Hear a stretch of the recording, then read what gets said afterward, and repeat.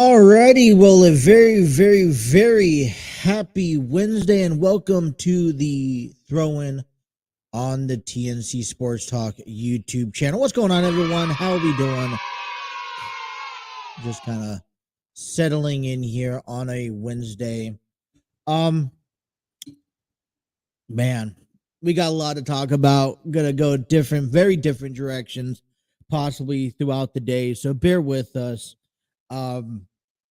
Let me first off and start with, because there's a lot of sports, but before we get to sports, I want to go ahead and promote to you guys. So about a month ago, I was doing interviews that you guys may have saw on the program. You guys can, or you guys listen, you guys could go back and actually watch those individual interviews.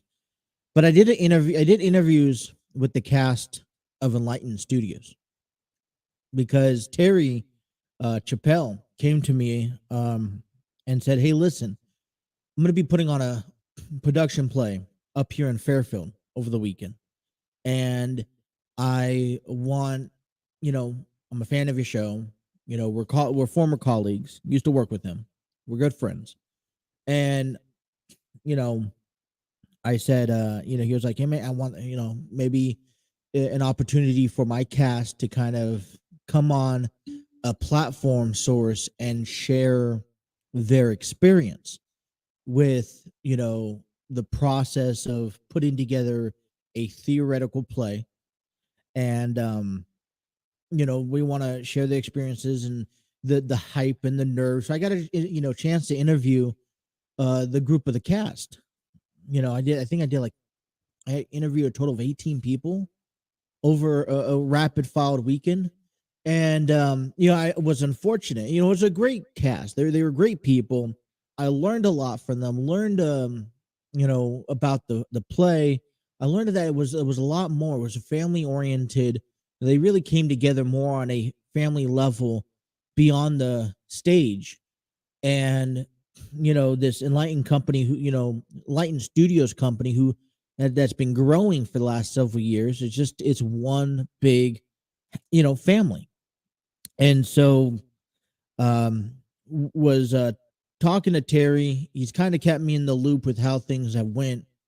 And he approached to me earlier this month. He was like, man, we got a chance and the opportunity to kind of put on an encore show, and got a chance to do that. And by doing that, he was like, listen, I would love to get these guys back on your show and, kind of talk to them about, their experience from the past. Also, we're getting a chance to do it again in April 7th and April 9th is going to be their next, it'll be April 7th and April 8th. They'll have two shows, and they're hoping afterwards they could start taking this on the road and start traveling with this. So I'm like, no problem. So we're currently working on settling up interviews, which means from now until then, we are promoting and advertising Love's Not Enough, written and directed by Terry Chappell II.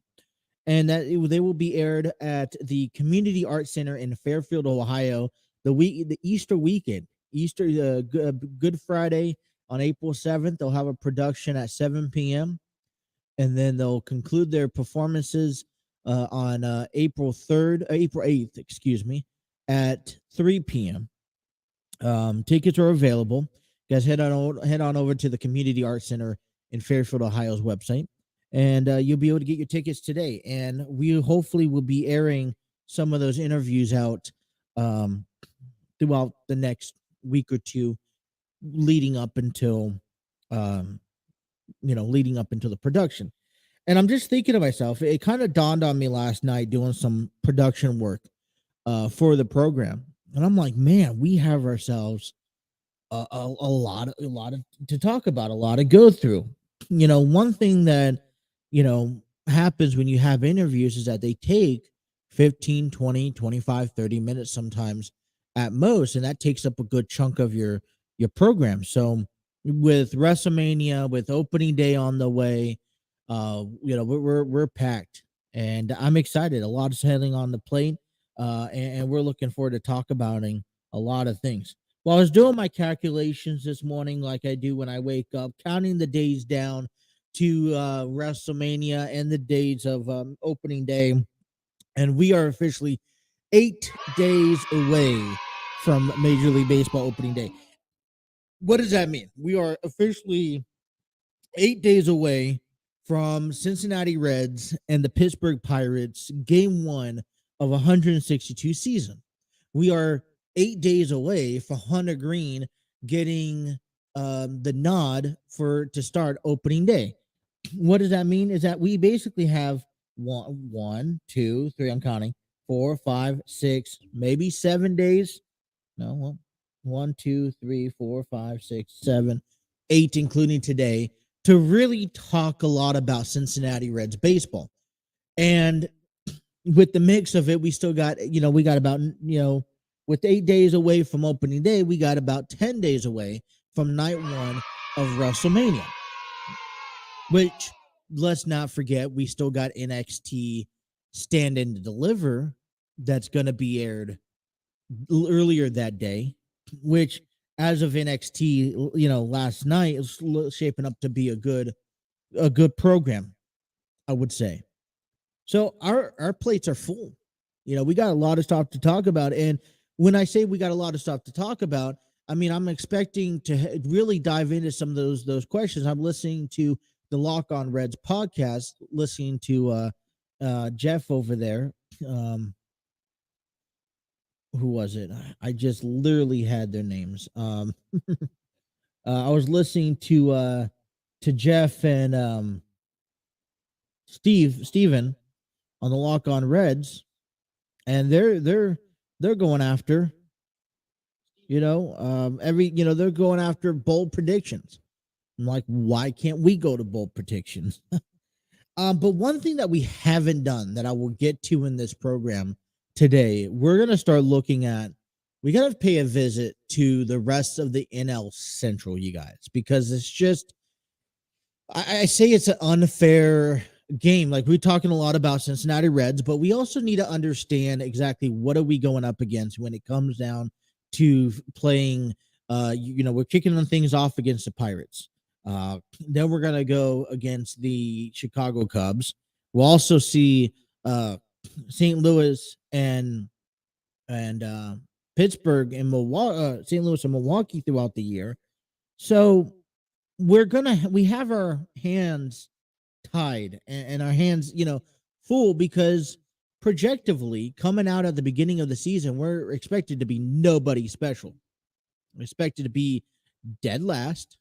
We're expected to probably finish as one of the worst division, team records of the season.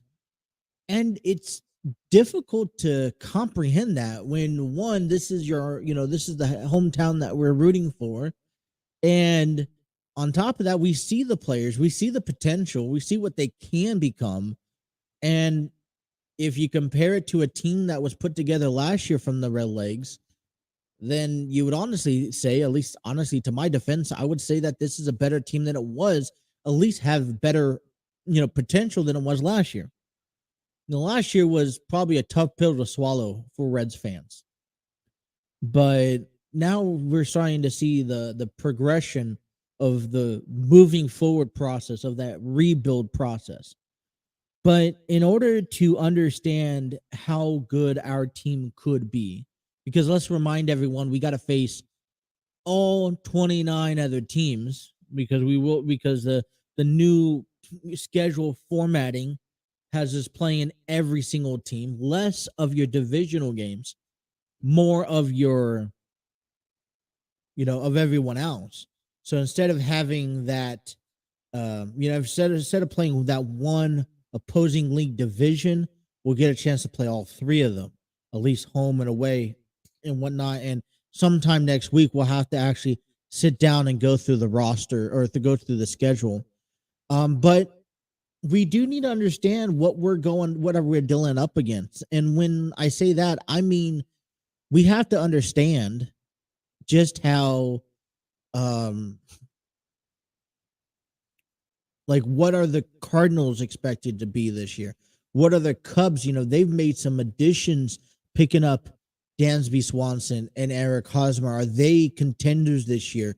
What are we going to have to face throughout the 2023 season? So starting today, we'll start to take a look at some of those teams and some of those divisional teams here and kind of see what we're impressed about, what we don't have impressed about. We'll talk some more wrestling matchups as we get ready for AEW Dynamite tonight.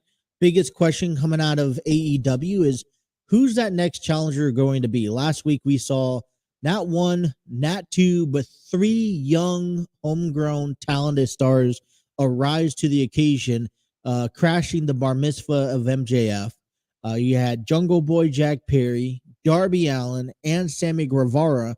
And we talked a little bit about last week, but we want to repay it a visit because Dynamite is tonight.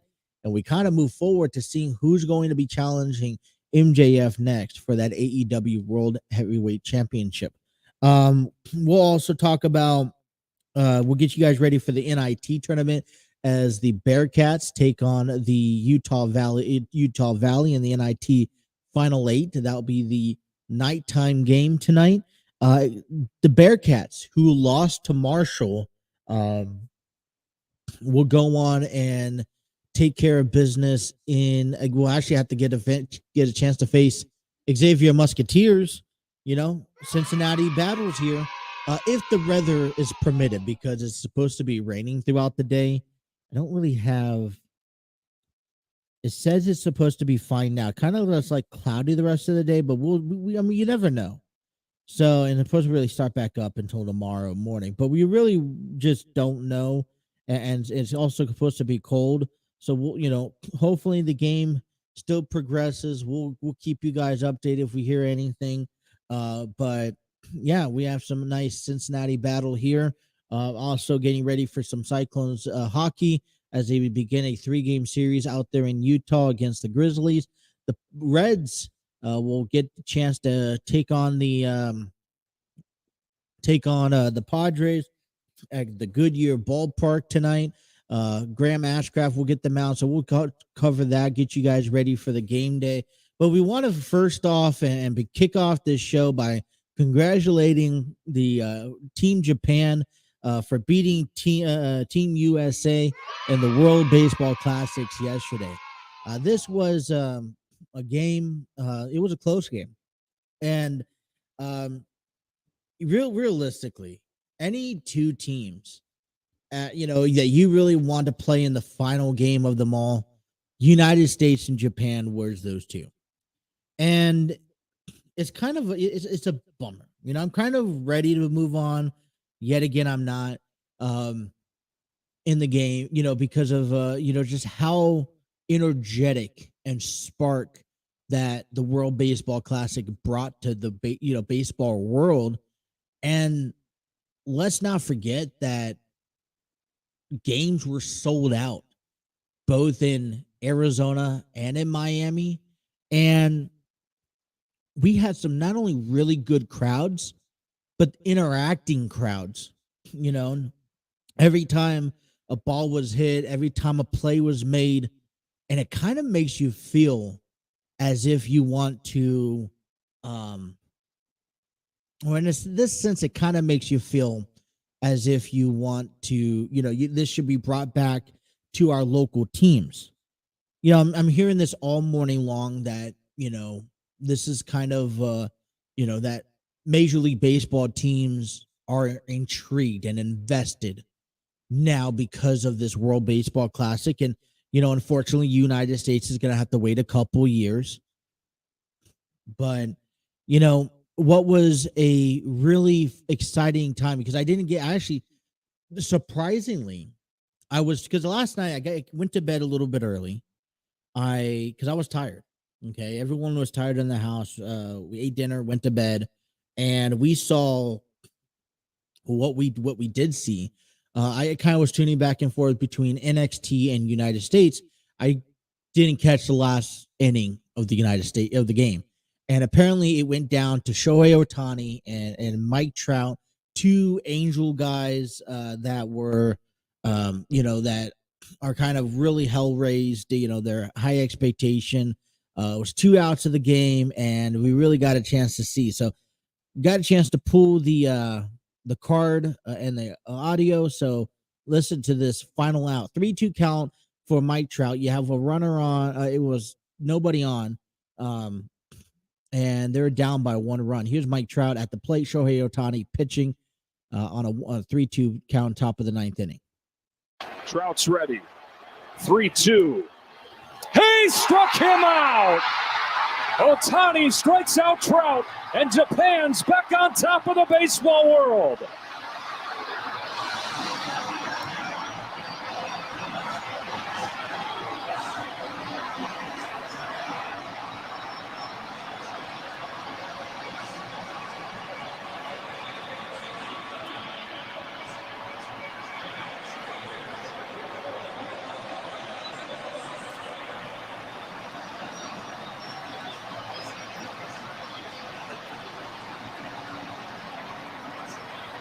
Wow. He broke out his best slider. Well, so my thing is, I'm thinking about this and I'm like, fans, you got to be excited that the World Baseball Classic has ended, on a positive yet downhill note. Um, man, the it's kind of a bummer that World Baseball Classic is over with, and now you have to wait another 3 years to see it again. I mean, I really like to see.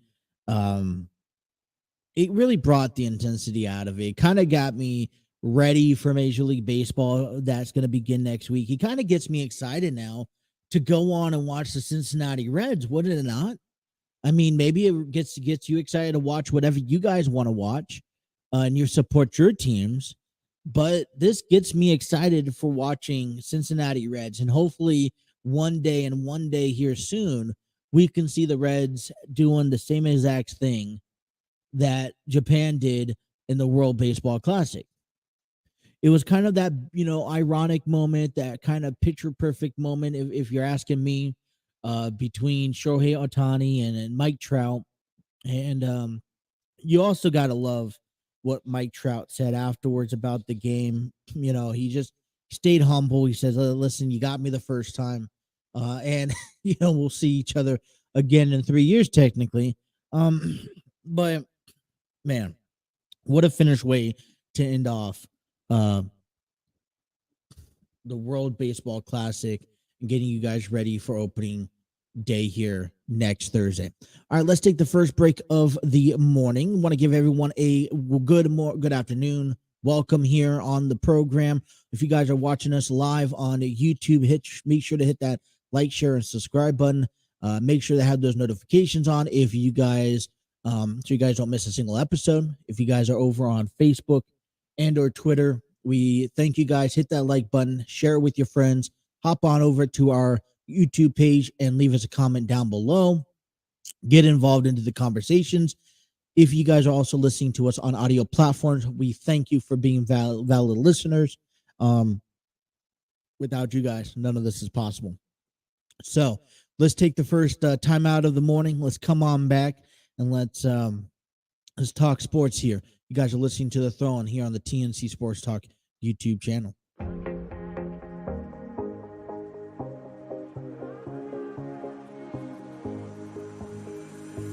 Looking back at the good times before it all went down. Climbed right up on the hillside, a different view of my life. You left me running on and on.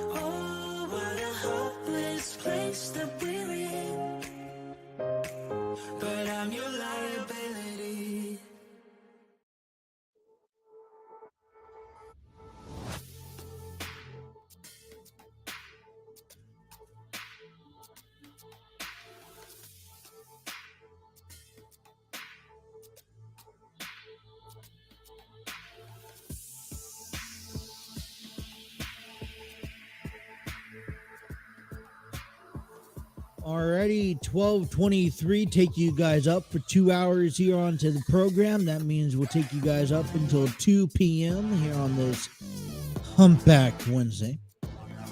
Humpback Day, whatever you guys want to call it.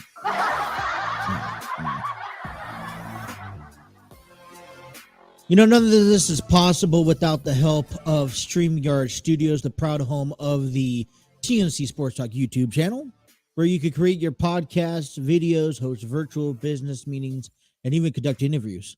Check out their free version today. And as I would like to say, all guests on our show is given to you thanks to StreamYard Studios.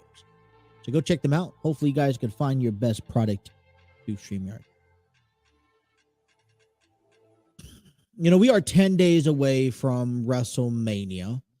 And, I want to just somewhat implement every, show, some sort of conversation that we have in regards to the road to WrestleMania. So one of the big questions that I am asking here, okay, are more like, what matches are you guys excited to see, and what matches are you not excited to see? So I would like to kind of combine these two and kind of just go over them.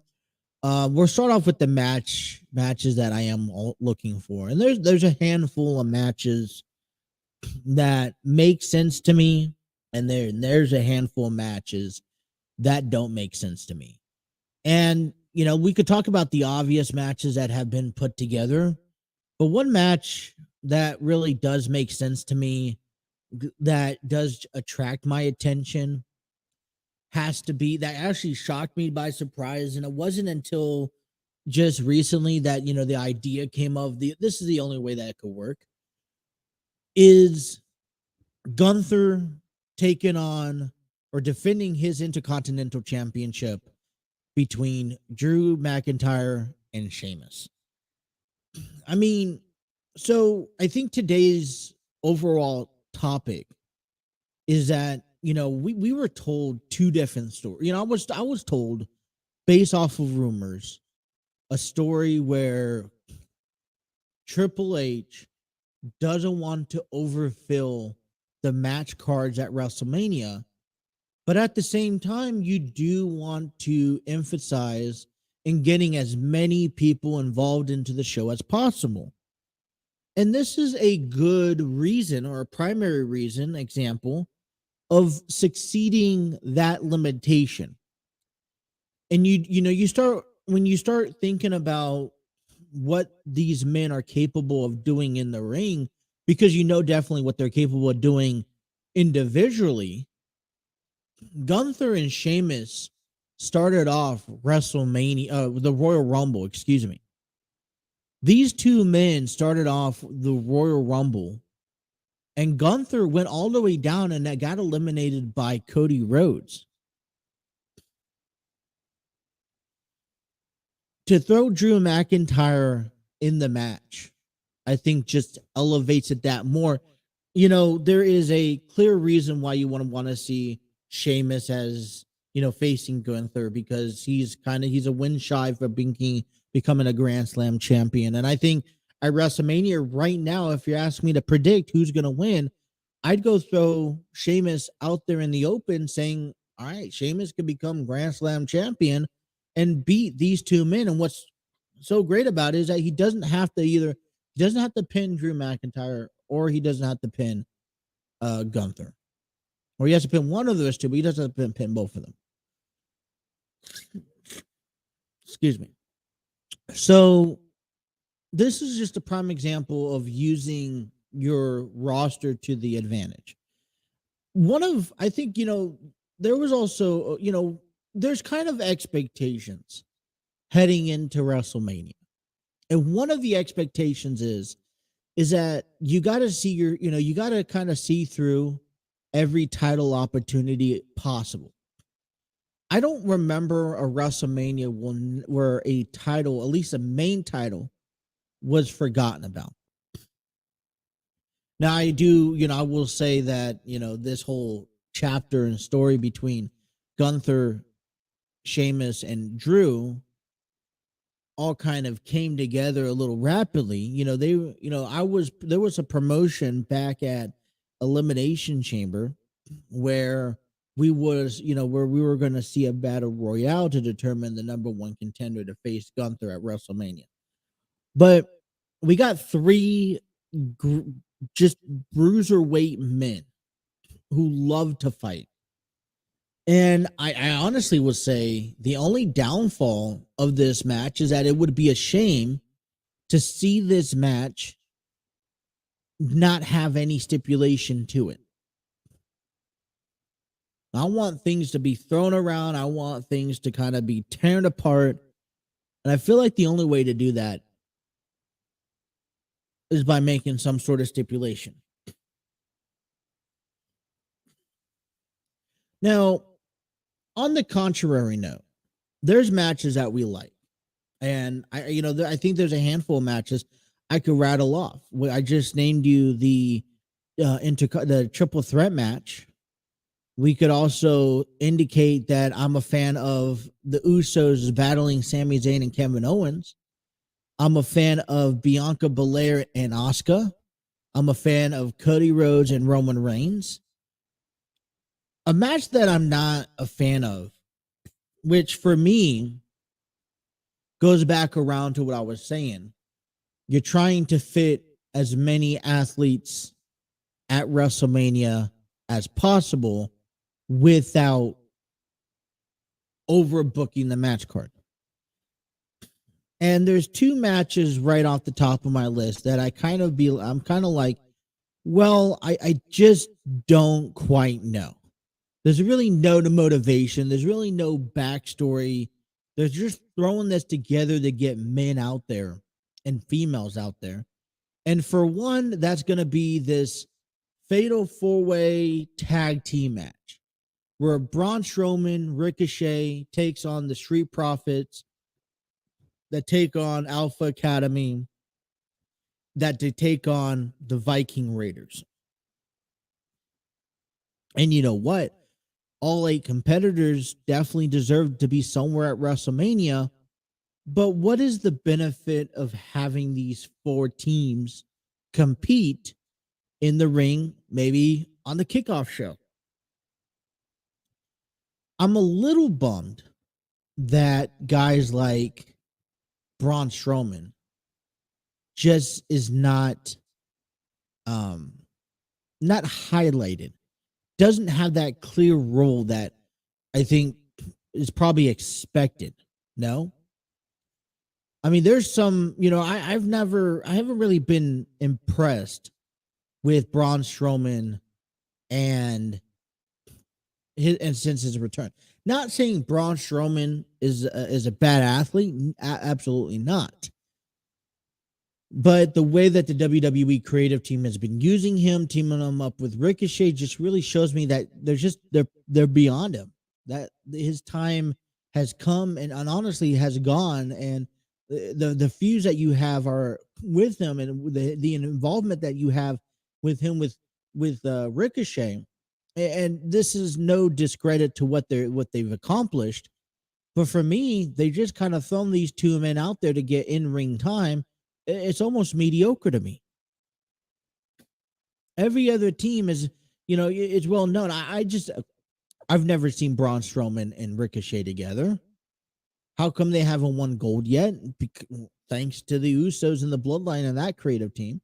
And so what? I guess the question is does the winner get some sort of consolation prize?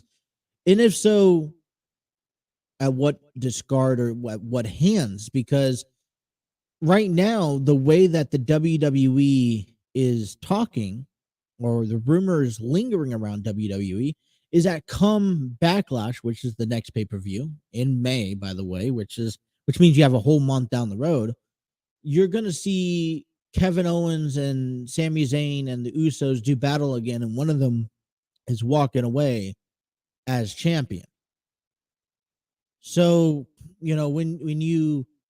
if you're going to put a consolation prize at one of these 4 men, let's say Braun Strowman, Ricochet win.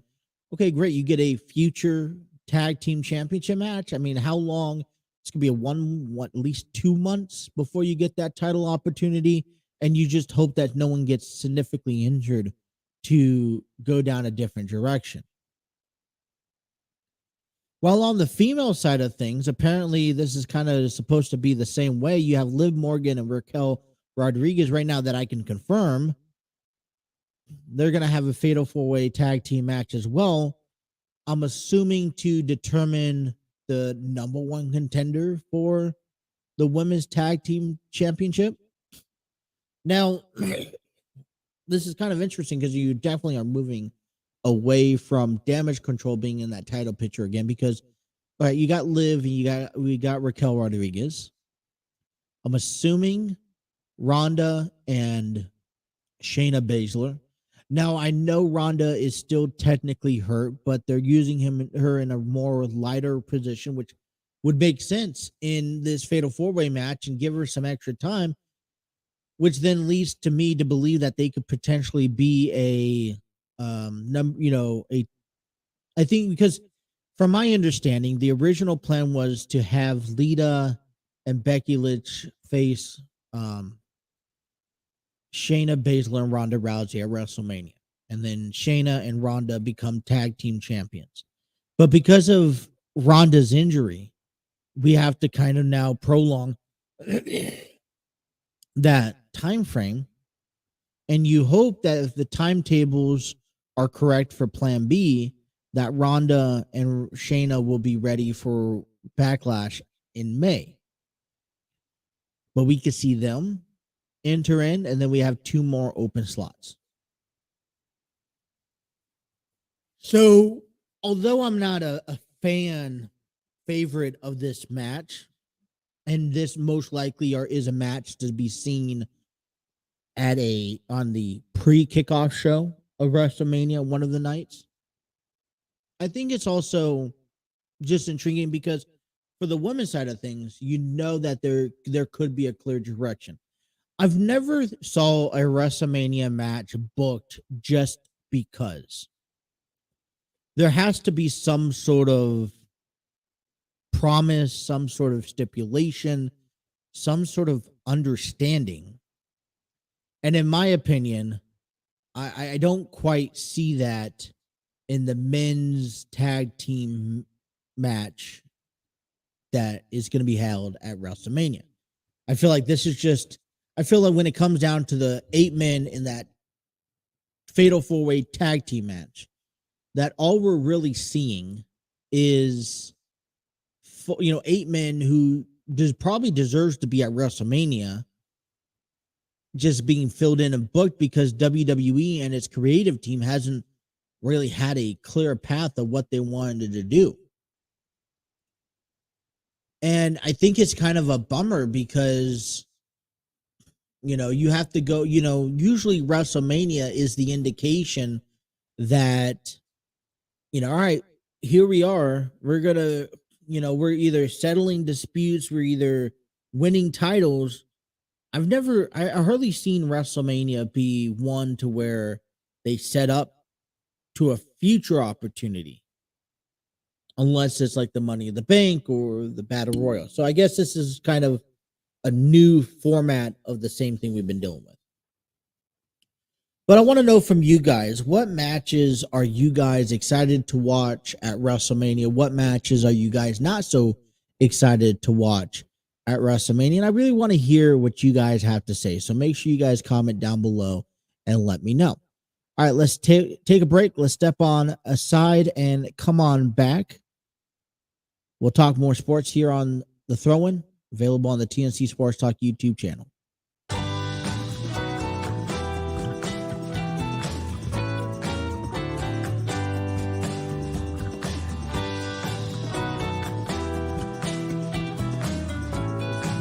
Director role, you're playing multiple hats. Can you just quickly elaborate, maybe a quick summary of what this play is about? Love's not enough. So as we know, the title speaks for itself. Love is not enough. It takes more than saying I love you in order for any relationship to thrive and survive. So This is actually a revamp from the production that we did back in 2019, which was a phenomenal group of talents. However, this story did not change what it did, so there are some similarities to 2019 version. However, it's totally different from 2019, if that makes sense. I expanded on a lot of the stories, gave a lot of backstory on different characters, and, all in all, just to show that, again, it takes more to a relationship than just saying, hey, I love you. It's actually a word that requires action. So, yeah. What made you want to revamp this? This was an original back in 2019, and well, actually, so what made me want to revamp this was, so we got a lot of feedback from the audience. I love one thing about me as a writer and director. I love constructive feedback. Anything to help me better myself, anything to help me expand or help me to stretch, my craft and my skills in the world of writing and directing. So a lot of their feedback after the show in 2019, which I say no, there was no bad feedback at all. I take all feedback as something that I can learn from. So that's basically where I got it from. And then studying the show from 2019 and just looking at things like hey, I can do this better. And, I want to change this, or I want to add this. So, yeah.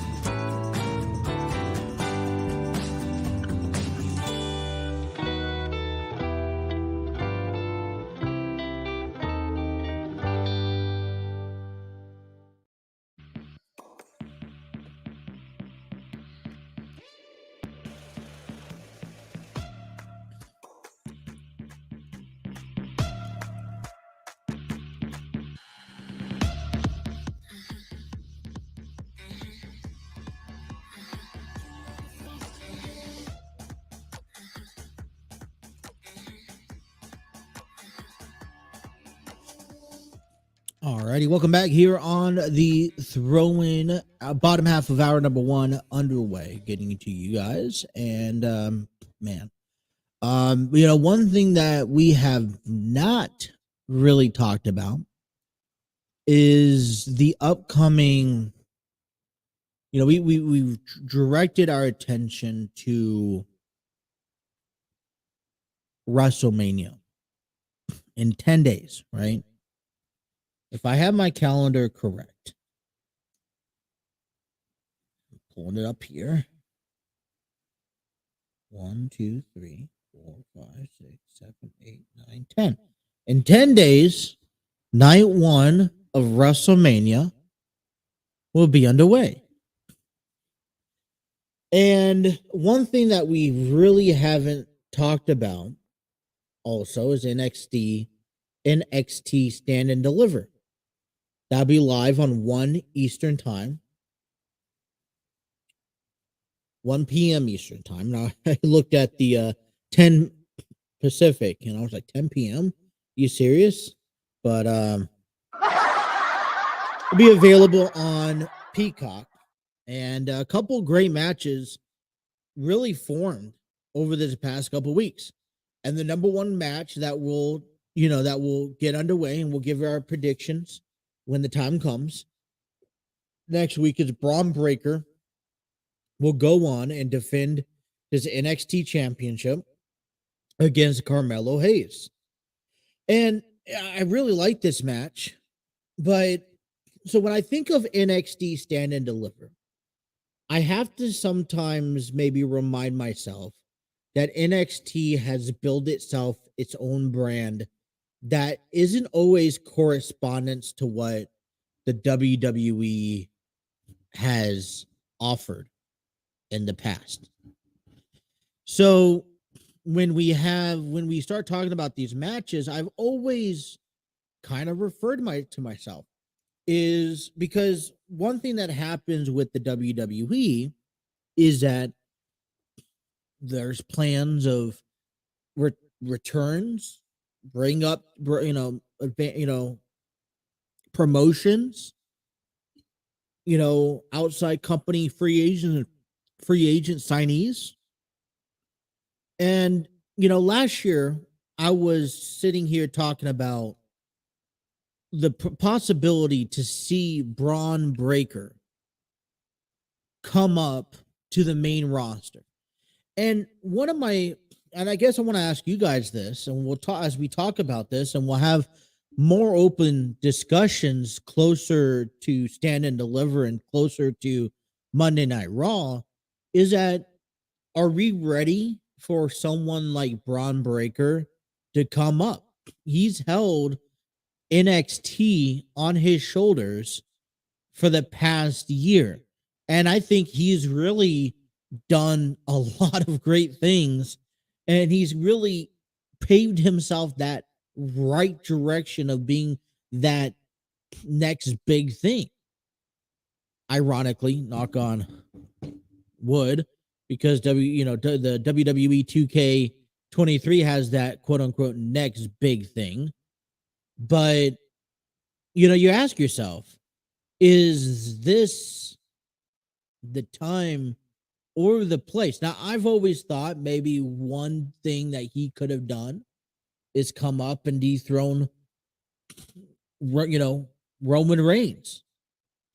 My other thought of, seeing Braun Breaker come up and being that guy to kind of have the Goldberg's last match since, where Goldberg tosses over the reins to Braun Breaker, and Braun Breaker has a squash match. Braun Breaker comes up and faces Brock Lesnar as another guy that he could get over with. But maybe there's a different direction. Maybe he comes up and he, becomes, he goes after the championship. There's also plenty of other questions coming out of the WWE post WrestleMania that I don't even think we have fathomed to even address. You look at a guy like, I like to consider, if you go look at a guy like, and you know what? Let me rephrase that, because I'm not even looking at a guy, but I think there are some decisions that we're waiting to get answered post WrestleMania. One of them are they just gonna decide to split those titles again, both the tag team and the undisputed WWE Universal Championship? Because, in a sense, why do you have two titles for all this time? The only thing that I think of is to emphasize that, some person holds two titles, because in AEW you see guys holding multiple titles, or you're just not sure if you want to combine them or not, and then you could kind of combine them after WrestleMania and become, and go a different direction for another title. But Braun Breaker will defend his title against Carmelo Hayes. We have Johnny Gargano and Grayson Waller will battle in a bitter grudge match. I believe it's non-sanctioned. Anything goes.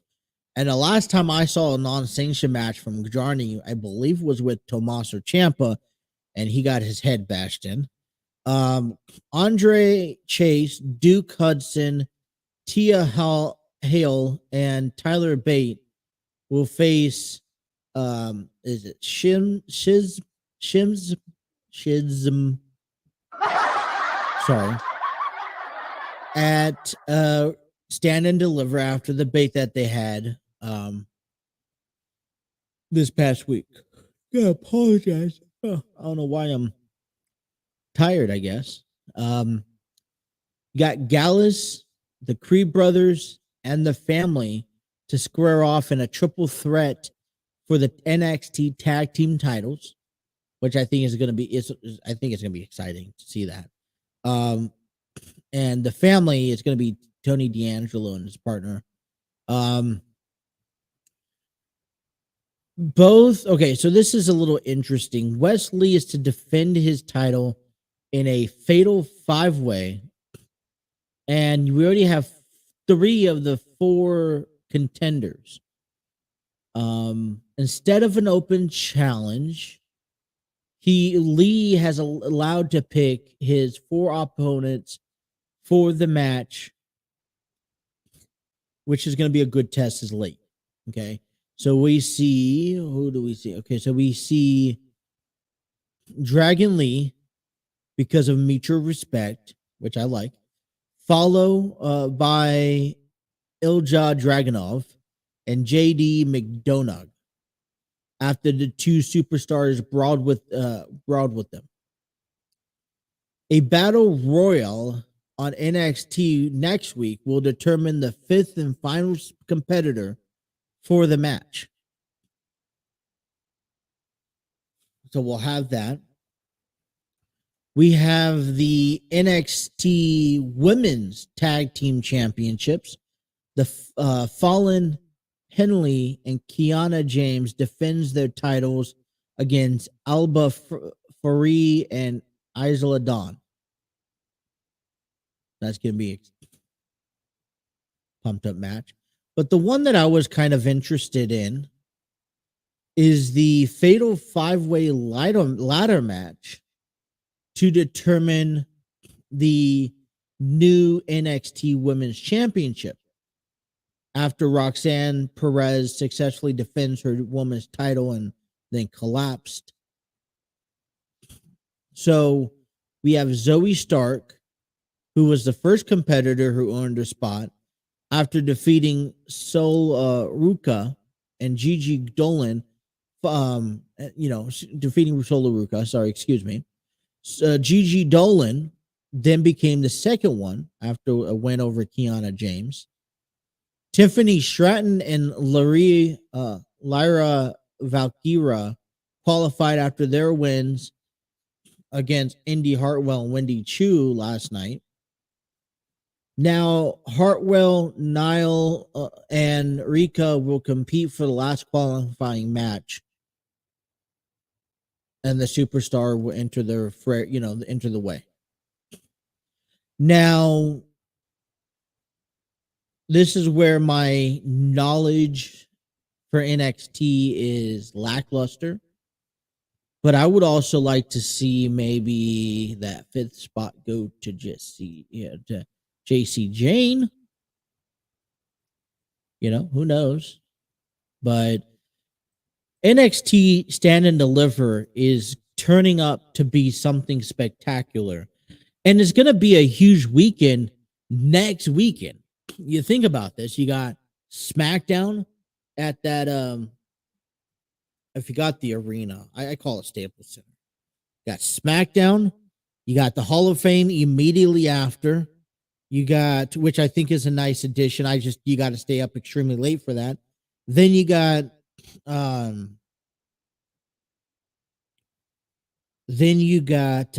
is it? You got NXT Stand and Deliver at that arena that night. And then you head over to SoFi Stadium for WrestleMania Night 1, then WrestleMania Night 2, and then back at it at Monday Night Raw afterwards.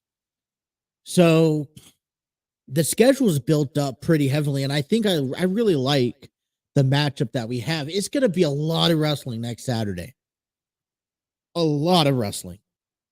And that's only in the WWE region. We haven't even looked, and I don't think we will, among like the Super Card of Honor and all that other match, cards on Friday night, Saturday night.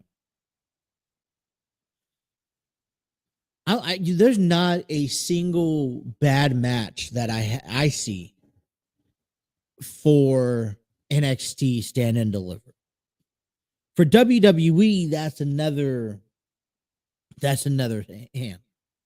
But there's not a bad match that I see for NXT Stand and Deliver. Matter of fact, I'm liking each and every one of them. And I'm actually just maybe more intrigued to seeing, what falls out afterwards. Like I said, what's the changes? Who gets called up? Does anyone get called up? Hunter, like you said, Hunter sent out there and, went out there and to social media and said, expecting big call-ups.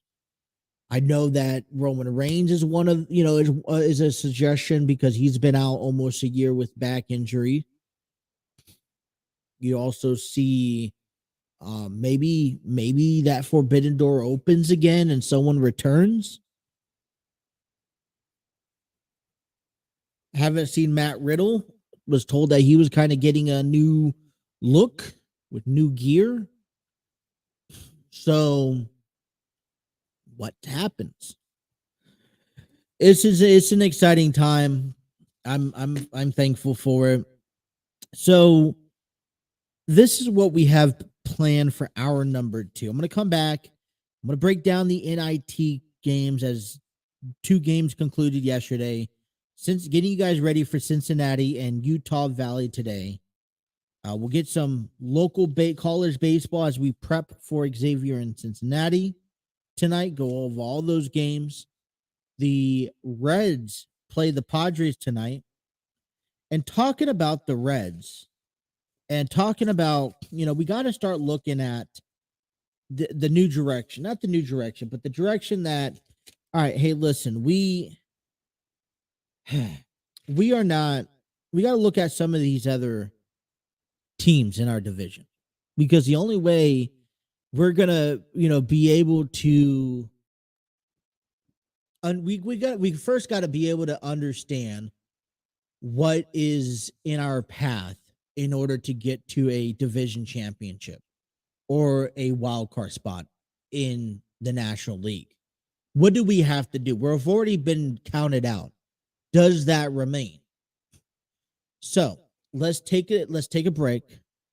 Let's come on back and let's continue talking about some of these sports. We've got 2 hours on the program. We want to thank everyone for listening and tuning in. Make sure to hit that like, share, subscribe button, and we'll be right back. Hour number 2 coming up next here on the TNC Sports Talk YouTube channel.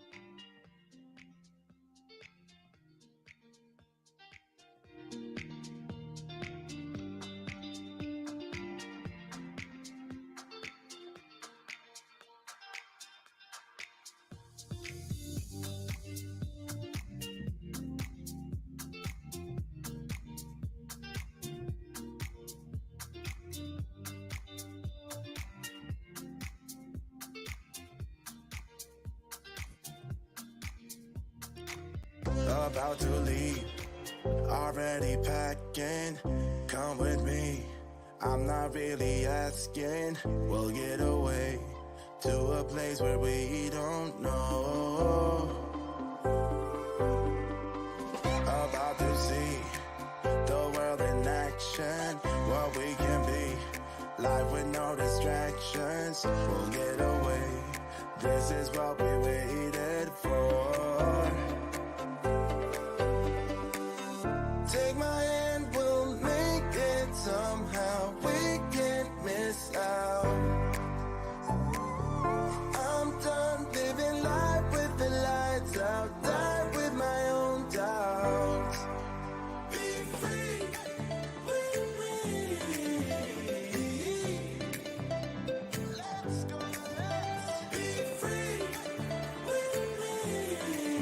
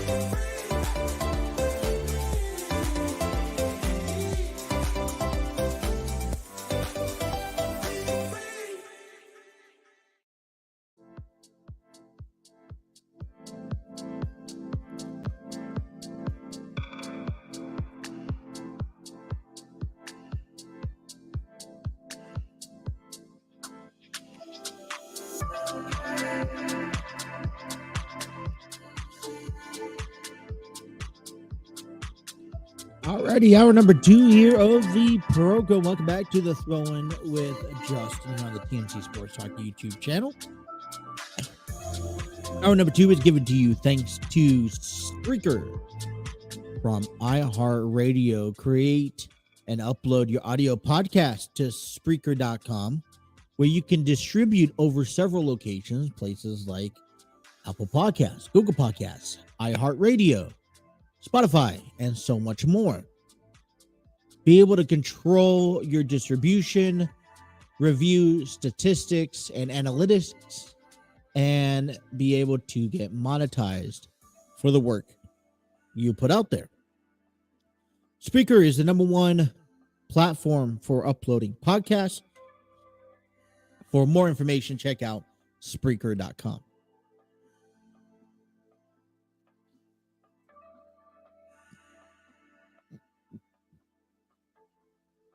Alrighty. Little after 1 o'clock here. Take you guys up until 2 on the program. And we got plenty to talk about. Talking about some of the news lingering around. NIT tournament has continued once again. And we see, we're down to the final 8 yesterday. And I don't remember if I picked yesterday's teams. If I did, I would have went 2 for 2. I would have picked North Texas and Wisconsin, but bilingual. All right, so tonight's games. So North Texas last night, let's take a step back. North Texas last night beat Oklahoma 65 to 59. And then we saw Wisconsin in game 2 beat Oregon 61 to 58. Very similar games on the contrary note. Today, we will see UAB take on Vanderbilt at 7. And I like Vanderbilt to win this game. And then in game 2 at 9 p.m., we're going to go Cincinnati Bearcats all the way. Now, they have to feel really good about themselves after picking up a couple of victories already. And in all honesty, I feel confident up until at least they get to the next round. Every game so far, I felt very confident in the Bearcats. And I don't want to go jump the gun and say that, they're going to go on and win this thing, because if they have to beat Utah Valley tonight, then they would have to go win 2 more games afterwards. But I am feeling confident that this Bearcats team can keep it alive. It's all about keeping it alive, right? So I don't know. It's Cincinnati has done better than what Kentucky did. Just in quote unquote competition wise. I would like to see Cincinnati go all the way. And I think that's a fair statement as a local sports fan talking and covering Cincinnati Bearcats. I do have confidence in this game. It's kind of more, and maybe this is where, like for me, I sit back and I relax on this game. And maybe I shouldn't be doing that. Maybe I shouldn't be relaxing as much as I am. But they're the nighttime game. So when we come on tomorrow, we'll talk all about the game, getting you guys ready, because the NCAA tournament continues tomorrow with the Sweet 16. Cincinnati Bearcats will have their game on Friday. Not the Bearcats, Xavier Musketeers. Over in college baseball, the Bearcats had a game yesterday at home against Marshall. They lost 8-4. They've lost the last 5 games in a row as they get ready to take on Xavier today at 3 p.m. It's the battle in Cincinnati, I guess, right? This is still all very fresh, young, and new to me. And I like to see Xavier. They've been out at it. I would like to see Cincinnati come out on top, losing the last 5. But Xavier has been really harsh. They haven't won a home game yet, losing last Wednesday to Michigan. So hopefully to get on the win column, if the weather is permittable, we'll see a game today at 3 p.m. Kentucky Wildcats, they go on to baseball. They go on to beat Eastern Kentucky yesterday. Final score 9-3. They were down 3-2 in the seventh inning, and then a couple of magical sprinkle stars in the seventh rose the Wildcats to go on to win 9-3. That's 19-2, winning 26 of 31, dating back to last season. An incredible stretch that Kentucky's making.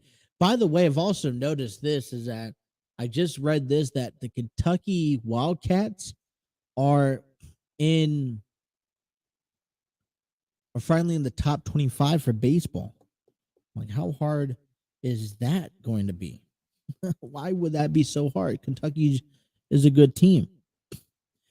So we'll monitor that. Cincinnati Cyclones will take on Utah Grizzlies tonight, 10 p.m.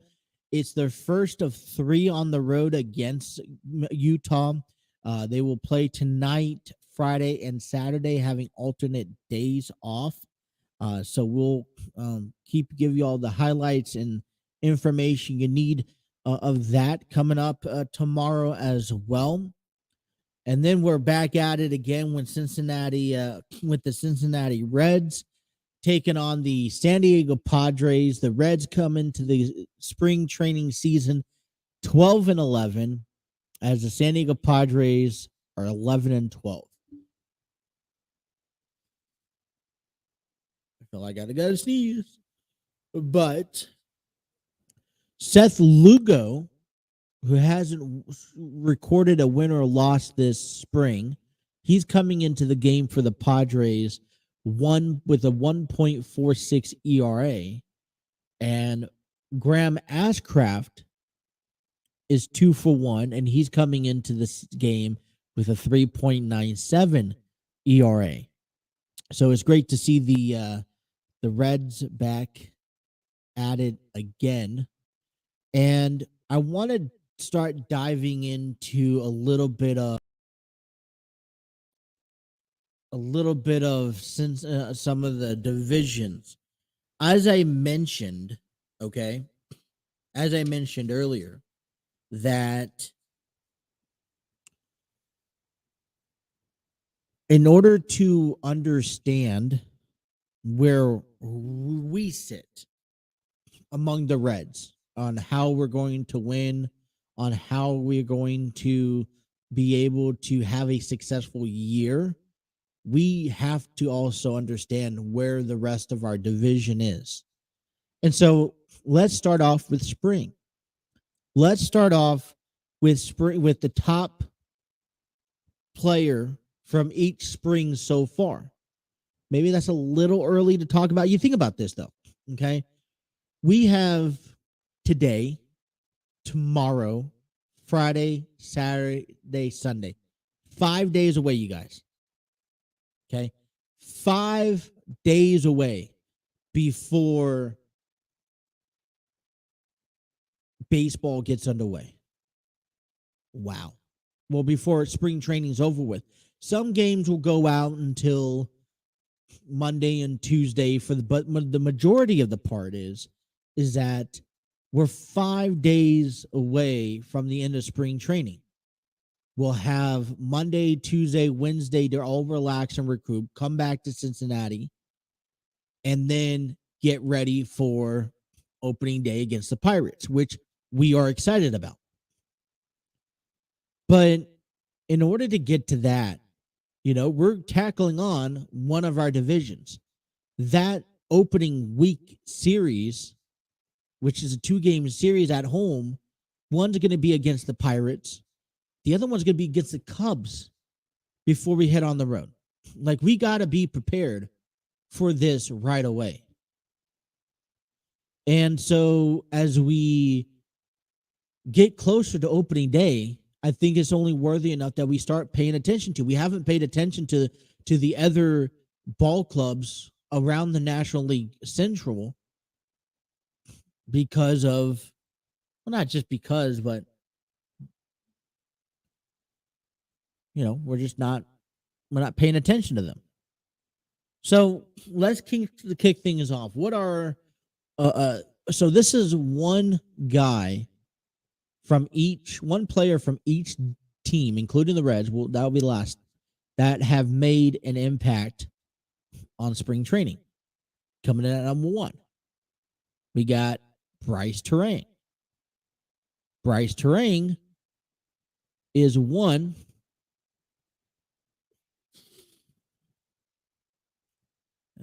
Pardon me for a second. Terang, this is coming from MLB.com, from an article.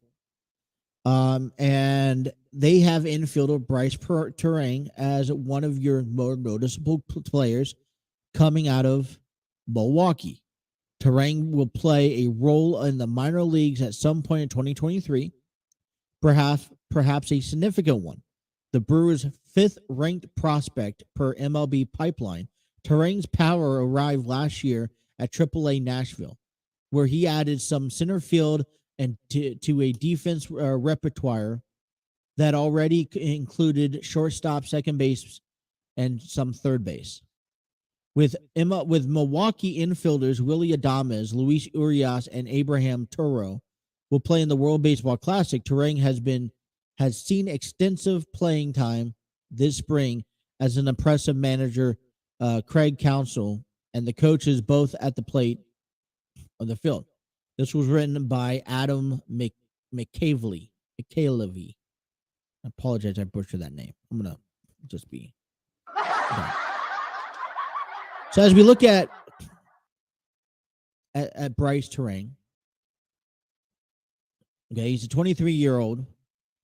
He's in 13 games this season, 5 runs, 10 hits, a double, a home run, 4 RBIs, 3 stolen bases, 4 walks, 9 strikeouts, batting average 294, 368 on base percentage. And based off of these numbers, if he goes down to the minor leagues and continues this way, he's going to be able to be somebody in the major league soon, especially helping out as a utility guy off the bench. And what's interesting when I was reading through this list before the show is being able to see that that these guys are going to come up with the guys that we have, like Christian Encarnacion and Matt McLean and Ellie De La Cruz. So that's pretty interesting. Coming in from St. Louis is Jordan Walker, 20-year-old outfielder from the 2020 draft pick, round 1 overall picked 21st. Jordan Walker here sits under the article given by John Denton. Walker, the number 1 player in the card system and the number 4 overall prospect in baseball per MLB Pipeline, showed up at camp as a player to watch and somehow still exceeds all expectations. The 20-year-old needs to just 10 Grapefruit League games to record 5 multi-hit performances, including in that stretch was the 102 mile an hour line drive base hit off the Yankees ace Garrett Cole, and a 4-for-4 two home run game with 4 RBIs against the Nationals. The 6'5", 250-pound converted third baseman has proved himself capable in the outfield by making several plays. At this point, he's almost assuredly played his way into the opening day roster. Now, I just want to remind people on the opening day roster, okay, that, Cardinals are changing. They're all brewing. We'll talk about the Cardinals. They're not the same team they were last year. You don't have Yadier Molina. You don't have Albert Pujols in that list. I mean, and they're always notorious for finding good talent. So we'll see what type of good talent they come up with. But 16 games, 10 runs, 18 hits, 3 home runs, very impressive. And a lot of these young guys, they're trying to get starts left and right. 10 strikeouts, Batting average is 340. And when you're batting 340 in the first month, it's amazing compared to a lot of these other players that are just more suitable for one. They're off to a slow start. All right, over there in Chicago for the Cubs, we have Hayden Westnicki, 25-year-old right-handed, pitched with a veteran presence down the stretch. Looking into the Cubs, what they have to offer this season, looks like Hayden's going to be one of the top guys that they kind of expect to grow in the franchise. That has continued this spring when the right-hander has put himself in a strong position to either earn a rotation spot or be the first to call up. Yeah, I mean he's put up some numbers. He's 2 for 1 in 4 games, 3 ERA, 12 innings pitched, 9 hits, 5 runs. You're going to give up those type of outings. He's only allowed 1 home run in the 4 games, which is really good. Striking out 17 batters, a 4-17 ratio from walk to strikeouts, with a 1.083 ERA. It's going to be scary to see Hayden on the mound against those Reds. All right, Travis Saggerty, one of the guys that we've kind of expected to be at the top of the list. He's really playing himself into the an opening day spot. We're seeing 18 games. In 18 games, he's scored in 9 runs, 10 RBIs, 3 home runs, 11 hits, 1 stolen base. I don't know what the 15 came. 7 strikeouts only recorded, batting .379, .438 on base percentage. Swaggerty, no one's played better in Pirates camp other than him. 22 prospect, according to the pipeline, blistering 400, 423 with 3 home runs and 9 RBIs on Saturday, came off the bench and demolished the first pitch that he saw. And pull this back up. The first pitch that he saw, you guys, which was a 439-foot home run, the longest home run hit by any Pirate during spring training. That's definitely impressive. Along with his bat, Swaggerty's made one of the best defensive plays of spring training, throwing a runner out at the plate with a perfect throw from center field. This guy, I think there's only room for Major League roster right now for Swaggerty. I really like this kid. And we're going to get a chance and treat to see him, hopefully, in the opening day next week. All right, let's get over to our Cincinnati Reds. Christian Encarnacion Strand, 23 years old, first baseman, kind of played a little bit of third base, righty, bats right, throws right, 21 pick from Minnesota, round 4. And man, he has something to offer. You know, it was kind of a bummer when we sent him down in 12 games, 7 runs, 15 hits, 2 doubles, 1 triple, 4 home runs, 13 RBIs, with only 2 strikeouts, which is incredible. Batting average in the spring training was .577 with a .556 on base percentage. I mean, for me, there's no other better numbers that I've seen than Christian Encarnacion Strand. And, you know, he's one of the guys that we're expected to see up, in all honesty, probably by if it's not by, sometime in the middle of the year, if not by September. You know, they're talking about on the Reds Locked podcast that you're going to see, could very well bold prediction of seeing a group of rookies out there in the infield come by the end of the season. That means Christian at first, McLean is at second. You think you have, I wouldn't say Barrero, Ellie De La Cruz at short, and Spencer Steer at third base. And I'm like, that is a very good possibility. Written in by Mark Sheldon. I love the guy. Cincinnati was big on Encarnacion Strand, raw power, and his mature hitting approach when they acquired him in August 2nd trade, and that they sent the starting pitcher Tyler Mahle to the Twins. It was all on display this spring as a 23-year-old prospect, ranked number 7 in the organizations by MLB Pipeline. got a long look at a non-roster invite. He batted .577 with 15 hits, 4 home runs, 13 RBIs, with a OPS of 1.748. Encarnacion Strand was sent down to camp cuts last week in part of a neutral third baseman could get more work at first base. He also had only 48 games and 208 plate appearances in Double-A last year. However, he could be in the big leagues quickly as he continues to make adjustments to the minors.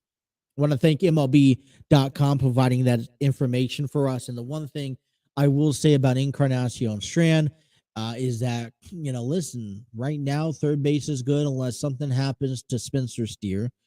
Right now, possibly that first base option is over, an opportunity.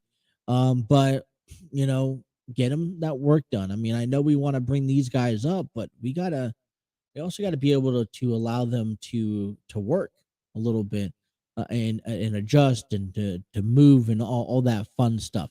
All right, let's take a break. Let's come on back and let's take a look at the first team that we want to talk about heading into the 2023 season, which is going to be the Chicago Cubs, right here on the TNC Sports Talk YouTube channel.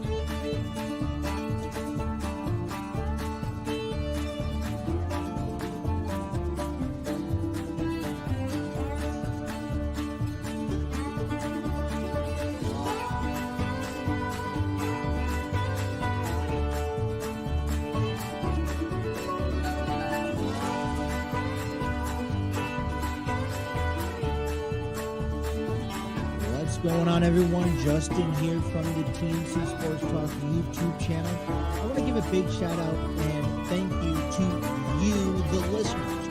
That's right. Without you guys, none of this is possible. I would also like to take the time and invite you out to our merchandise page, thanks to T Public. Our merchandise page is where you can find all of our brandings from the Throwing, which is currently active weekly, to the TNC Sports Talk official brands, to either the prior shows that was part of the TNC Sports Talk Foundation. Now, within all the brandings, you can select T-shirts in both men and female sizes, apparel such as hoodies, kids onesies, kids T-shirts, phone cases, notebooks, coffee mugs. They have a vast majority. This is why I love T Public. And right now, if you spend $80 or more, you get free shipping. And so we want to invite you out to our merchandise page by heading on over to tpublic.com/user/TNC-sports-talk, or even using the QR code up in the right-hand corner. We want to thank you guys again, the listeners, for supporting us, and we hope to see you guys out there in our merchandise.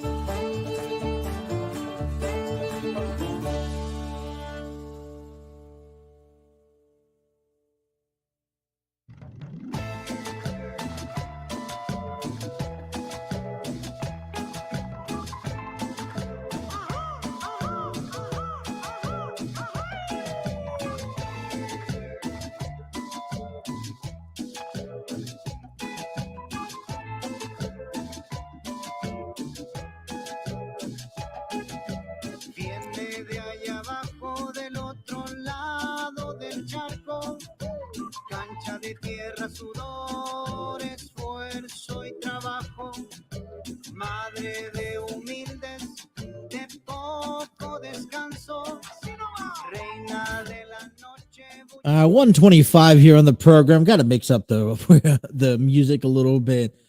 Playing through Epidemic Sound. Um, all right, it's baseball season, and that means you also bring out the sunflower seeds. And I love sunflower seeds, and probably not as much as I love pasta, but I love sunflower seeds. And this is not a promotional ad, but one thing growing up, living in California, is that you're always able to find a bag of spits. Like, they have different brands. They have Davidson or David's. They got Bigs. Um, but they got Spits. Spits is my favorite. And I was actually introduced to this by a guy at high school years ago, when he would, because we were allowed to eat in class, and when he would eat, we would snack on seeds, and he would carry these big bags of Spits. And I was like, I never had Spits before. Let me try them. And he carried around the particular brand, Cracked Pepper, which is now my favorite brand.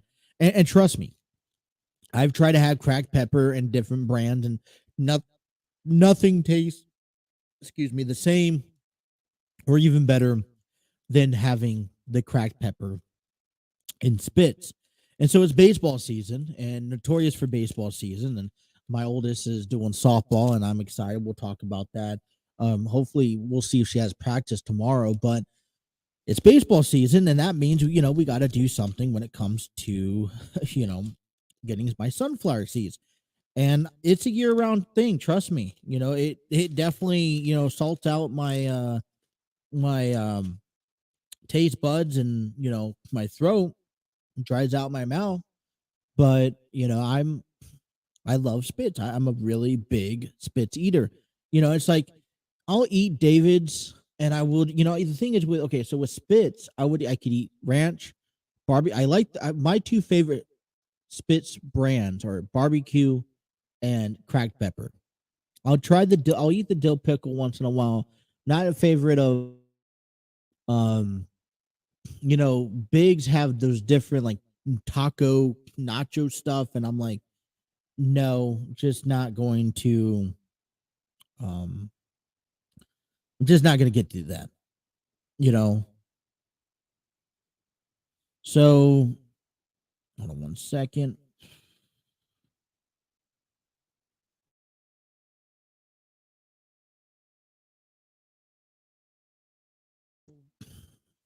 Yeah, that's kind of the way I'm at with Spits, but it's baseball season. All right, and we're going to be talking about the Cincinnati. We're going to start off with the Chicago Cubs and take a look at their roster, their page, what they have to offer, all after this quick break and word. Like no one can. Where is your heart? What does it look like? Bruised, damaged, or mistreated. Where is your heart? What does it look like? What do you do with the feelings you feel?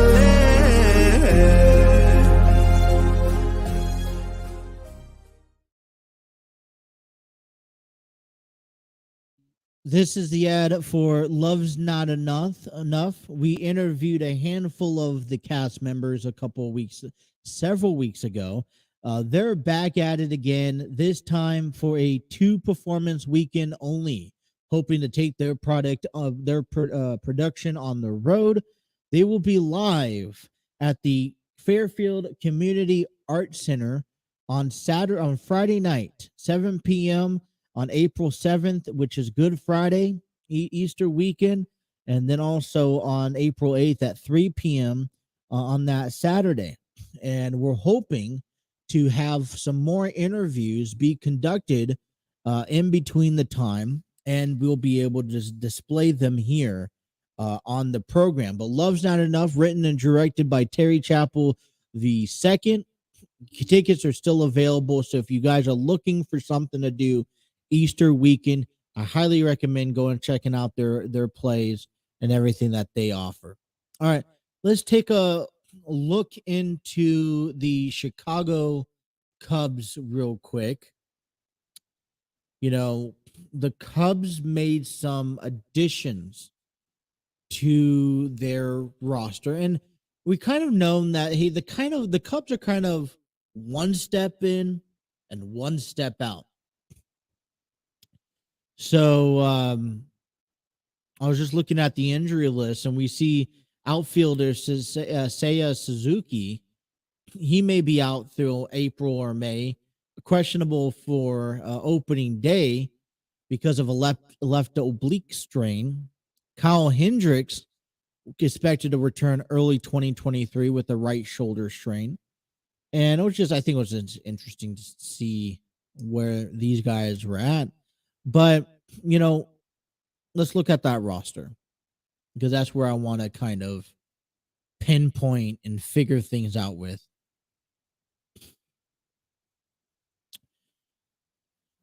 Ooh, different roster format. No, I don't want stats. There we go. All right. So we're looking at the 40-man roster. And there was a couple of names that brought out to me. And this is going to be a combination of bullpen breakdown as well as your, as a depth chart look. Because I want to see where the Cubs are at compared to our Cincinnati Reds. And honestly, if I believe that they're better than, what they have a large rotation. And I think that's one thing that I think hurts our team. You got Marcus Stroman, Kyle Hendricks, Drew Smiley, Jameson's Tylon. Excuse me for butchering that name. Justin Steele, who we saw plenty of last year, and I'm grown on to Justin Steele. I like Justin Steele quite, heavily. Got Keegan Thompson, and then Hayden Resnicki, who we pointed out having a pretty good spring. The thing is they're locked up, they're stocked, if everyone stays healthy, on a good note, then you have room to move, but they're a pretty dangerous rotation. Then you move down to the bullpen, which Ethan Roberts is the only guy on the IL as of right now, but you see guys like Michael Firmer, got Brad Boxberger, got Brandon Hughes, and Rowan Wick. There's a lot of great guys on this bullpen that if you're starting pitching could get you a solid 6 innings, that back of the bullpen can be dangerous. Now, at the same time, they've thrown in some fair share of, hits and, whatnot. But overall, I think that the Chicago Cubs are pretty solid at the first base spot, at the pitching and bullpen spot. Catcher, we get to see Young Gomes doing the catching, but he's also visited by a former Reds and Tucker Barnhart. And I'm like, it's a kind of a salty moment. I'm sure we're gonna see Tucker Barnhart, and I think it's hard because I know the direction has changed, but Barnhart was with the organization for a good while, and it's kind of hard to especially see him play not only for another team, but for another team that's in the same division as we are in. Over there at first base, I think a lot of combinations between Eric Hosmer and Trey Mancini. It's going to happen. We'll figure out I think it's mainly going to be down to the DH. One's going to be the DH and one's going to be playing first most of the time. Eric Hosmer, he didn't have a terrible career with San Diego, but maybe he just needs a new look, a new team. That's what I would say, and he would be successful. I'm a little, sketchy. I'm a little optimistic about how this would come out for the Cubs, overall. Nick Hoyner will probably most likely be getting the nod at second base.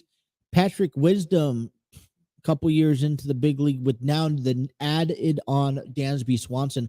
And what I like about this combination here is that Dansby Swanson can share a lot of knowledge and can help train and work with guys like Patrick and Christopher Morel, who are slowly growing and coming up through the big league system.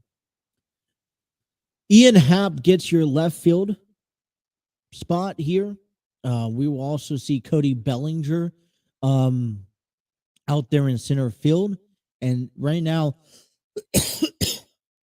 Seiya Suzuki is currently a day-to-day with an oblique strain, expected to be back possibly opening day.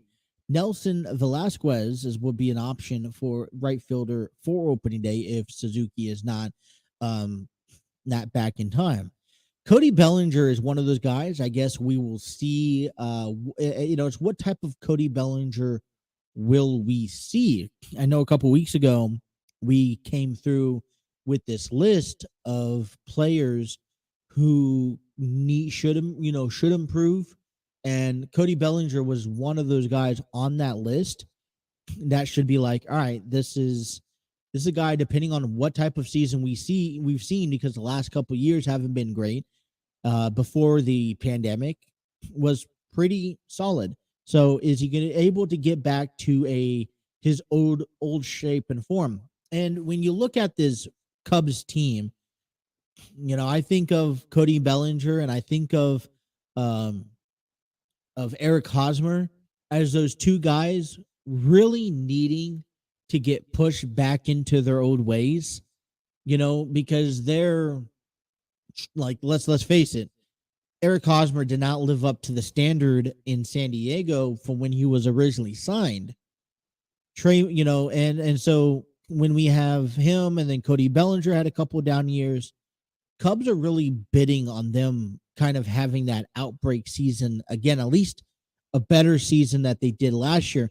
For Eric Hosmer, having that help at first base along with Trey Mancini, you have options. You don't have to play Eric Hosmer every day. And, you're going to see a different style at bat as well, being able to play the righty-lefty matchup, especially over there at first. And I think that's what they're going to take advantage of.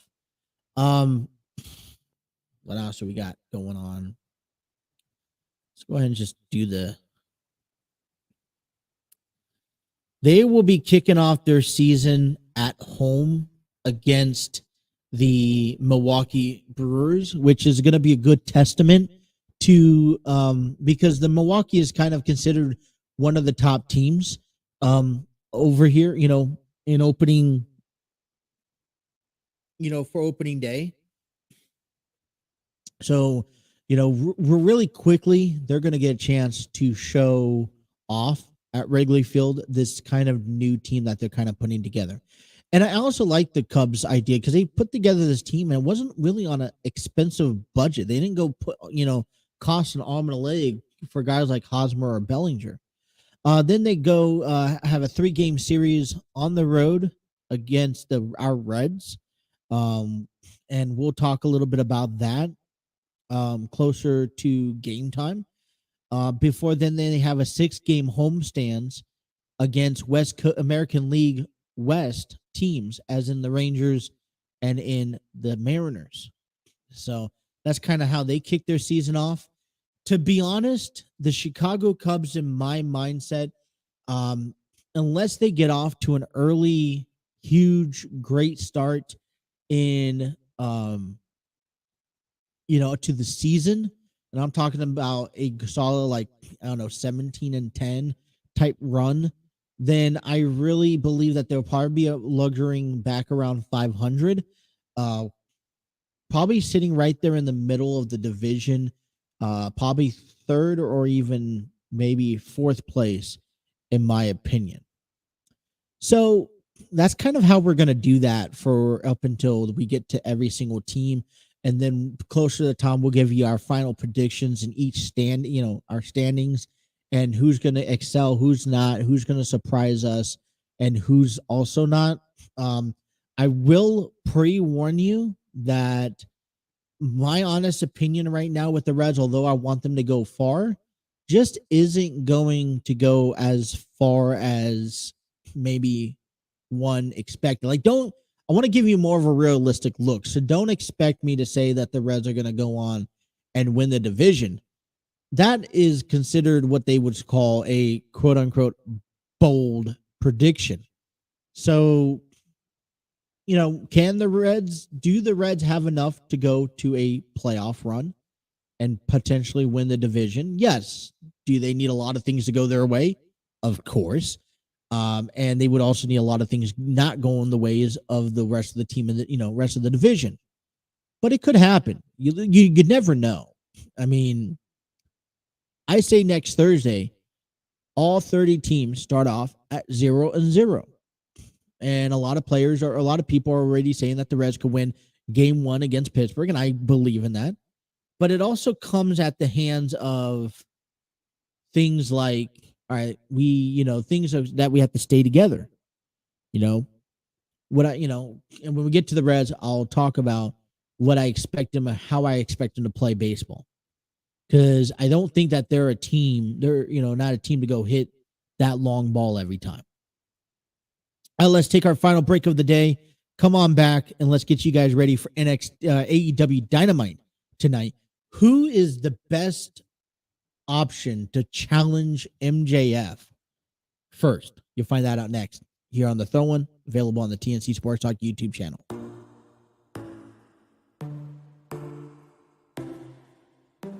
Inside your bedroom, we stopped counting the days, lost in the rhythm. Physical silence, no need to speak a word, lay here beside me. Don't wanna move too fast, your lips on my flask, sipping on your love, sipping on your love. I never dare to ask if we're gonna last. I'm needing all your love, needing all your love. Oh, when oh my God, you play your cards so right. Oh, I was looking for hearts, just in the dirty clubs and diamonds. Take me, oh my God, oh, but we'll hold our faces straight. Oh, I was looking for hearts, I was looking for hearts. Blood is pumping, I feel it in your veins, surfing your heat waves. Your taste is different, somehow it makes me brave, chemical nature. Don't wanna move too fast, your lips on my flask, sipping on your love, sipping on your love. Oh, when oh my God, you play your cards so right. Oh, I was looking for hearts, just in the dirty clubs and diamonds. Take me, oh my God, oh, but we'll hold our faces straight. Oh, I was looking for hearts, I was looking for hearts, hearts, hearts.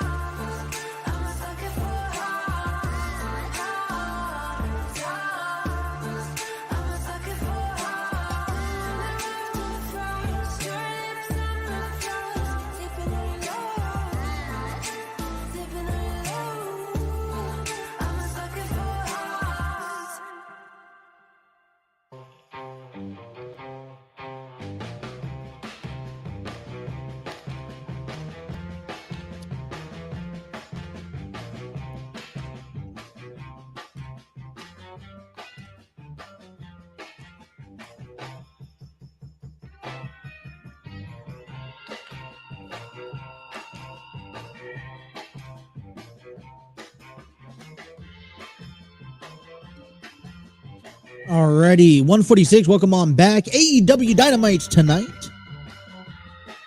Let's see who will be the first challenger to MJF's AEW Championship, as not one, not two, but three guys invaded MJF's bar mitzvah. Interesting. Welcome back here on the program. Want to give a big shout out lastly to Epidemic Sound. Discover your world-class artists, composers, and bands. Find the perfect soundtrack and give your social media accounts the music they deserve. Epidemic Sound is a royalty-free music link. For more information, check out epidemicsound.com.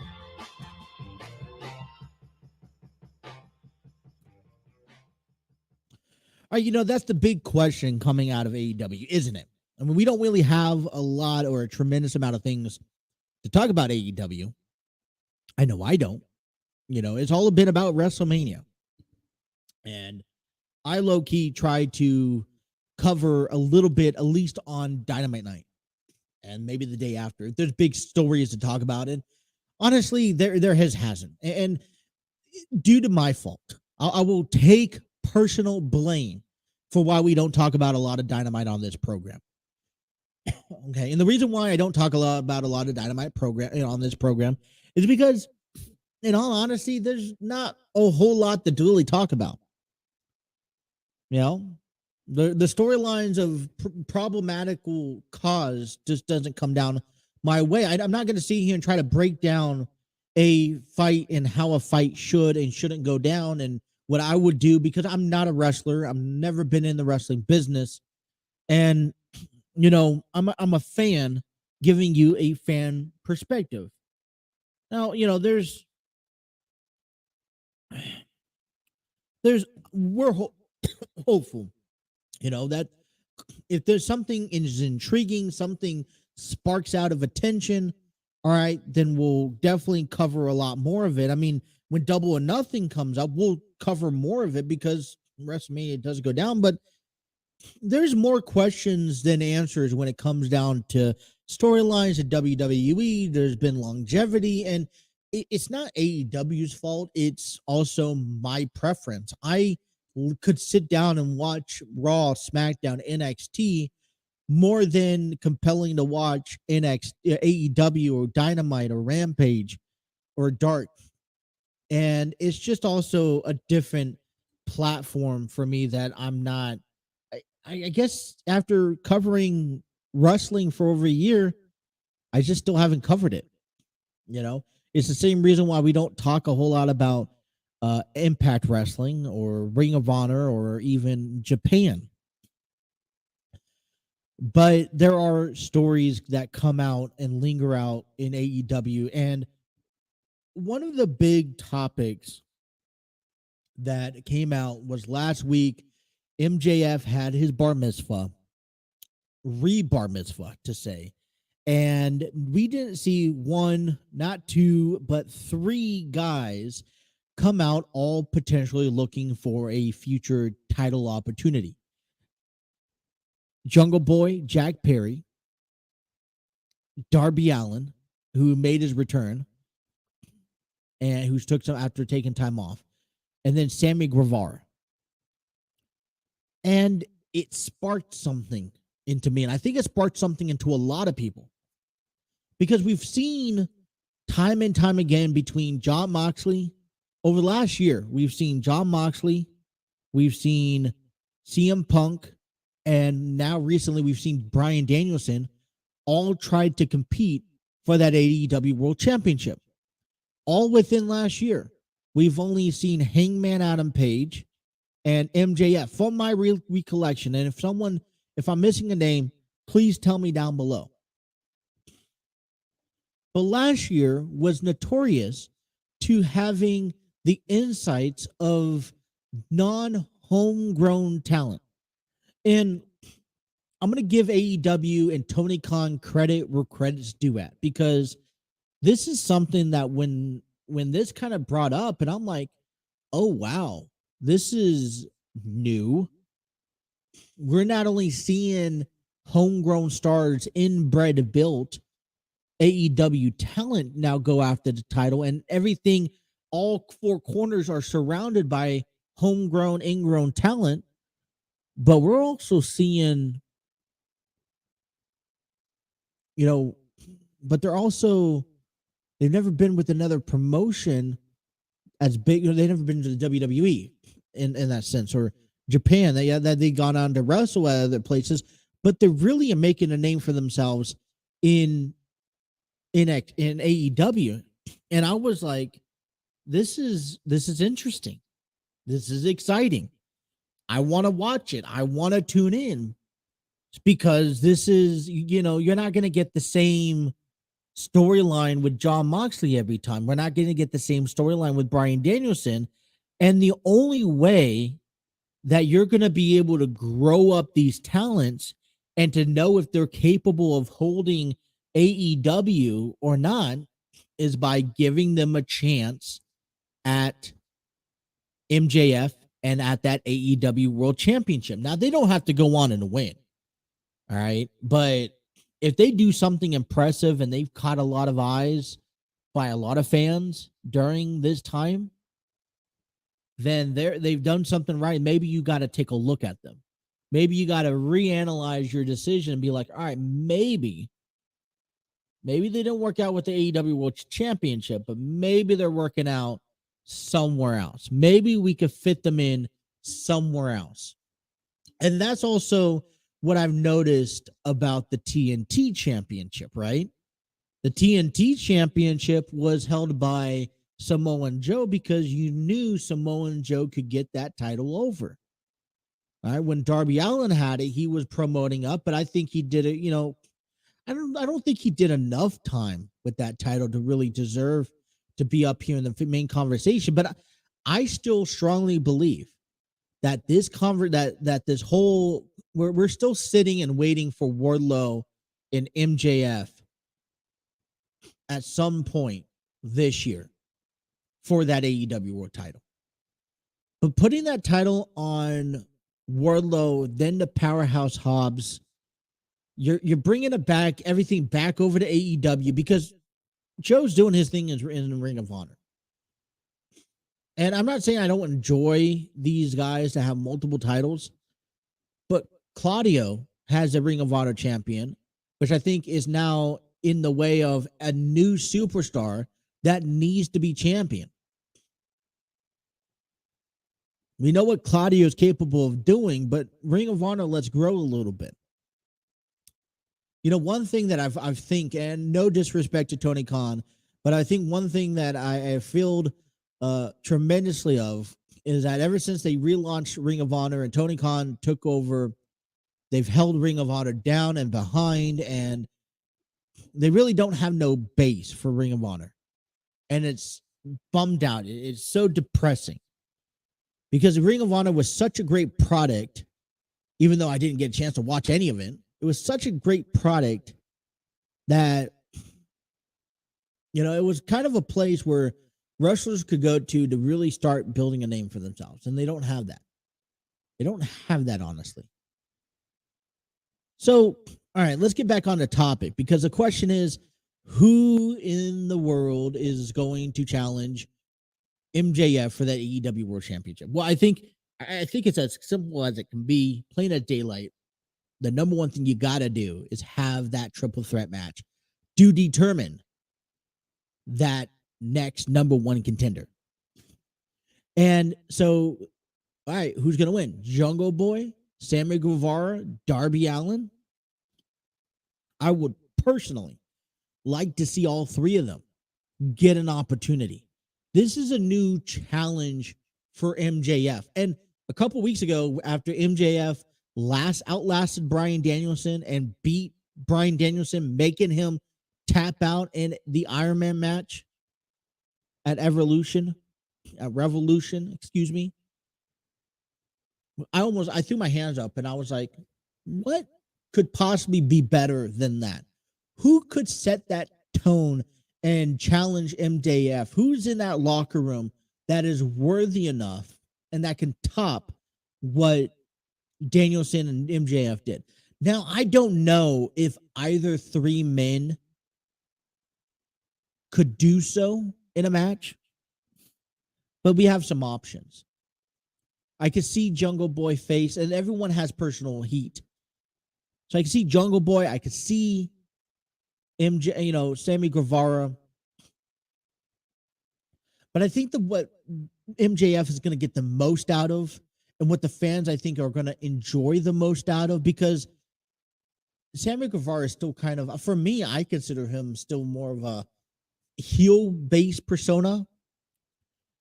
But what I would like to see is Darby Allin, though. Darby Allin raises my attention. And I've heard stories throughout the week about, of already saying, I can see him. Can Sting's last match have to be included with, with MJF?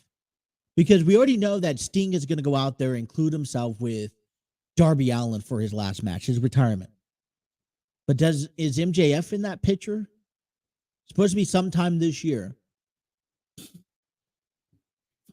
Now, I think this opens up a couple of different opportunities.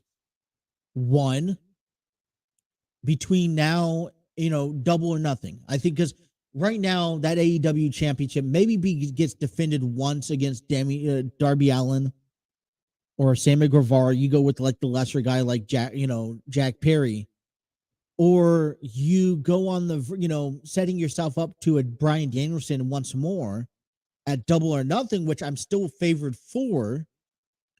And you know what? I'll be honest with you, I'm favored for that match more than I was back when they first met. Or you just go in a completely different direction. What was interesting on AEW last week, and what I've noticed is that they have, and hopefully this is something that they continue to do, is to shift forms, especially with the Black, the Combat Club and the House of Black, because they're really elevating, in my opinion, that AEW Trios Championship. But I'm intrigued to see if we get to see, if that's where the direction is going to go down, and you bring Bryan Danielson with you, and then you really have this fresh, new vibe, look, expression, excitement coming out of for the AEW World Championship. I don't know. That's where I'm sitting at. What do you guys think? Let me know. All right, we're wrapping up on a Wednesday afternoon. Thank you guys for tuning in. Hit that like, share, and subscribe button. Be sure to press on those notifications. If you guys are on YouTube, Facebook, Twitter, come back and tune me in live tomorrow and Friday to wrap up the week. All right. We got a lot of talk about NIT stuff, getting you guys ready for the NCAA tournament, Sweet 16. Talk a lot more Reds. Tomorrow we'll talk about the Pittsburgh Pirates and where they stand, where we believe they kind of stand, what their struggles are, and much more. Road to WrestleMania still awaits. Opening days up ahead.